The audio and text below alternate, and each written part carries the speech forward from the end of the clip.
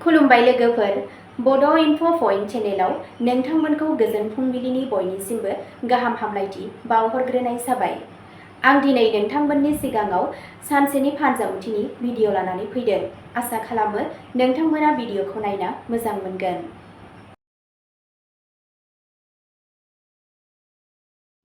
दिनै 10 जानुवारि 2026 मायथाइ एबा 25 पुस दान 1432 मायथाइ सनिबार। गिबियावनो दङ मेष राशि। दिनै थासारिफोरा नोंथांखौ आनजाद नायगोन। हाखु दाखु लानाय थिरांथाफोरा खहा खालामनो हागौ।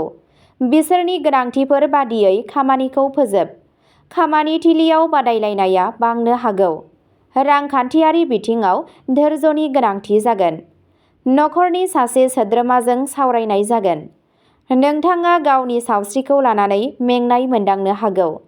मोनाबिलि समाव गोजोनग्लायनाय मोनगोन। धोर्य लाखियोब्ला थासारिफोरा नोंथांखौ मोजां मोनगोन। नोंथांनि दिनैनि खाफालगोनां दिगा जादों खोला सोनाब, खाफालगोनां अनजिमाया जादों 8 आरो खाफालगोनां गाबा जादों मुगा गाब। वृषभ राशि। दिनै नोंथांनि गोसोआ दिदोम थागोन आरो नोंथांनि सानस्रिया रोखा थागोन। गोबाव जानाय नखरारि बाथ्राफोरा सिगांथिं दावगालांगोन। खामानियाव मोनसे फोथायजाथाव आबहावा थागोन। रांखान्थियारि बिथिङाव समानथि लाखिनाया जाफुंसार जागोन। सिगांनि मोनदांथिफोरा दिनै खामानियाव फैगोन। सावस्रिया सरासनस्रा जागोन। फिसा-फिसौ गोजोननाया नोंथांनि गोसोआव गोजोननाय लाबोगोन। साना लासै नाथाय रैखाथि गोनां जागोन। नोंथांनि दिनैनि खाफालगोनां दिगा जादों सोनाब, खाफालगोनां अनजिमाया जादों 5 आरो खाफालगोनां गाबा जादों हा गाब। मिथुन राशि। दिनै नोंथांनि गोसोआ थाबैनो खामानि मावगोन। नोंथाङा खेबसेयैनो गोबां बिबानफोरखौ सामलायनो गोनां जानो हागौ। खामानियाव सोलायनायनि इसारा थागोन। रांखान्थियारि बिथिङाव हरखाब खरसा जानो हागौ। लोगोफोरजों रायज्लायनाया मुलाम्फा जागोन। सावस्रिया मोजां थागोन। गोदान गियान मोननाया नोंथांनि फोथायथिखौ बांहोगोन। साना सांग्रां जागोन। नोंथांनि दिनैनि खाफालगोनां दिगा जादों सा सोनाब, खाफालगोनां अनजिमाया जादों 11 आरो खाफालगोनां गाबा जादों रेजें हाथफ्ला गाब। कर्क राशि। दिनै नोंथांनि गोसोआ एसे सेनसिटिभ जानो हागौ।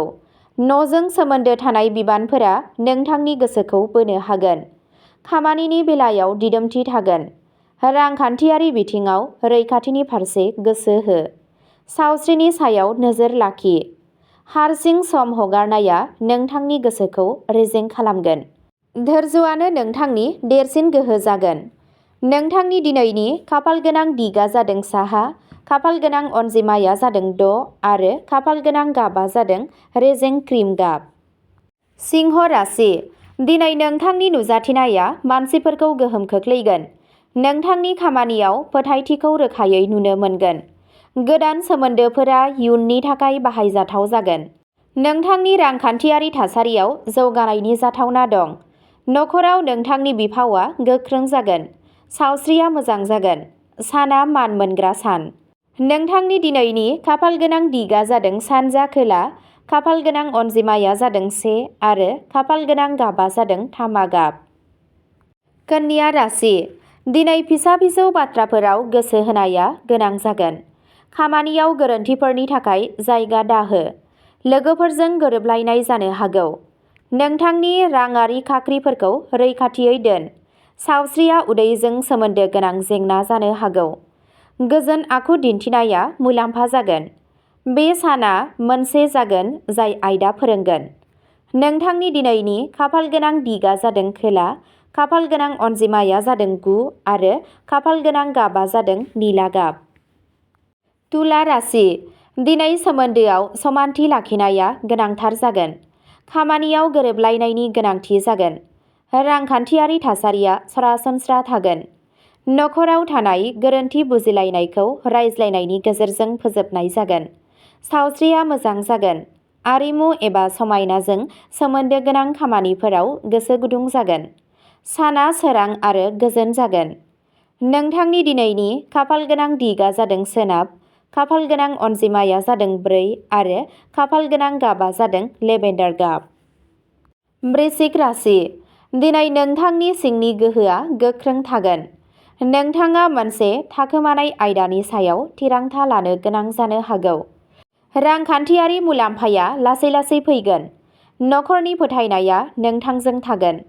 नोंथाङा सावस्रियाव जौगानायखौ मोनदांगोन। साना गोब्राब नाथाय गोहोम गोनां जागोन। नोंथांनि दिनैनि खाफालगोनां दिगा जादों खोला सानजा, खाफालगोनां अनजिमाया जादों 7 आरो खाफालगोनां गाबा जादों मै गाब। धनु राशि। दिनै नोंथांनि सानस्रिफोरा गोदान लामाथिं थांगोन। खामानियाव गोसारहोनायनि बिथांखि लानाय जागोन। रांखान्थियारि बिथिङाव खैफोद लानायनिफ्राय गोजानाव था। नोंथाङा लोगोफोरनिफ्राय हेफाजाब मोनगोन। सावस्रिया सरासनस्रा जागोन। नोंथाङा गोदान थुलुंगा मोनगोन। नोंथांनि इयुननि दिगखौ थि खालामनायाव साना थिरांथा लागोन। नोंथांनि दिनैनि खाफालगोनां दिगा जादों सा सानजा, खाफालगोनां अनजिमाया जादों 12 आरो खाफालगोनां गाबा जादों रेजें कमला गाब। मकर राशि। दिनै बिबाननि बजाया बारा जागोन।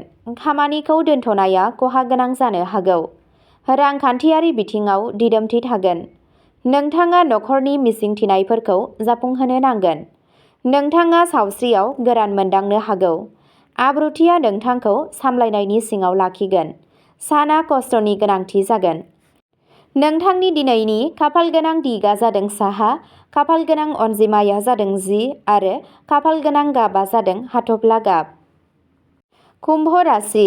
दिनै मोनसे गुबुन रोखोमनि साननाया नोंथांखौ होंगो दोंगोनिफ्राय आलादा खालामगोन। नोंथाङा नोंथांनि खामानियाव आनजाद नायनो गोसो जागोन। रांखान्थियारि बिथिङाव बिथांखि लानायनि गोनांथि जागोन।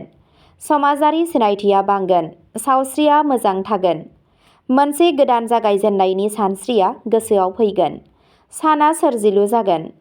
नोंथांनि दिनैनि खाफालगोनां दिगा जादों सोनाब साहा, खाफालगोनां अनजिमाया जादों 3 आरो खाफालगोनां गाबा जादों रोजा गोजा गाब। मीन राशि। दिनै नोंथांनि सिंनि गारांआ गोख्रों जागोन। खामानियाव गोसोआरि बाहागो लागोन। रांखान्थियारि बिथिङाव समानथि लाखिनाय जागोन। नोंथाङा नोंथांनि नखरजों सोमोन्दो लाखिनायनि मोन्दांथि मोनगोन। सावस्रियाव गोसोआरि गोजोनआ थागोन। सोरजिलु सानस्रिफोरा ओंखारगोन। साना गोसोआरि जागोन। नोंथांनि दिनैनि खाफालगोनां दिगा जादों सानजा, खाफालगोनां अनजिमाया जादों 6 आरो खाफालगोनां गाबा जादों फान्थाव गाब। अब्ला दिनैनि राशि फरायथिनाय एबा फानजामुथि फरायथिनाया एसेनोसै। गोजोन्थों।